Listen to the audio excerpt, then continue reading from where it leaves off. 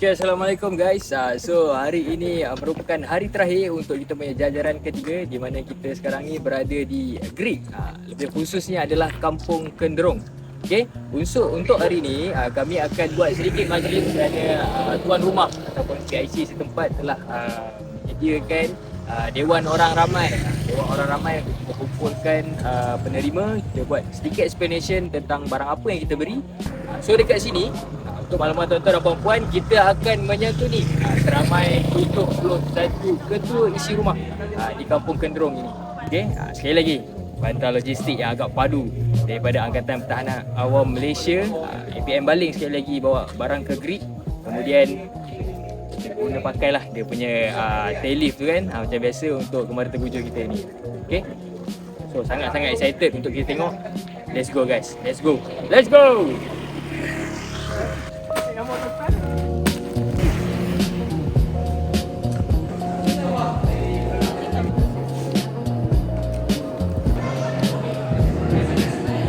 Ini saya ucapkan terima kasihlah kepada Encik Johan dan juga rombongan bantu 3 komuniti ni.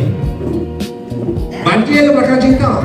Kadang-kadang bila berlaku banjir, komuniti yang kena banjir ramai orang tengok. Jadi komuniti yang tak kena, hak tu tak bukit sikit, hak tak kena banjir. Potong, tak boleh lagi cakap ikan, tak boleh langsung kita cari makan, tak boleh. Jadi dia boleh tak orang tengok. Jadi kami fokus bantu 3 komuniti ni. Jadi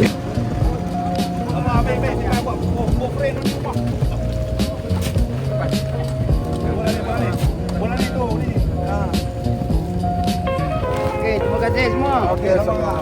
Okey, siaplah. Okey.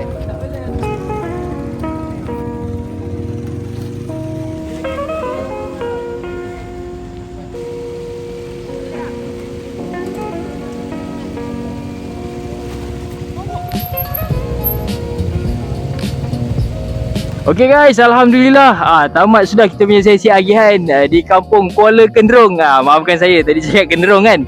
So Kuala Kenderong. Jadi maka dengan ini berakhirlah kita punya Kemara Tergujo untuk jajaran yang ketiga ni. Terima kasih bantuan logistik daripada APM Baling sekali lagi, dan juga sumbangan. Terima kasih CIMB Foundation atas sumbangan Kemara Tergujo pada tahun ini. Okay guys, terakhir dari saya, berpakat bantu masyarakat. Let's go. Terima kasih.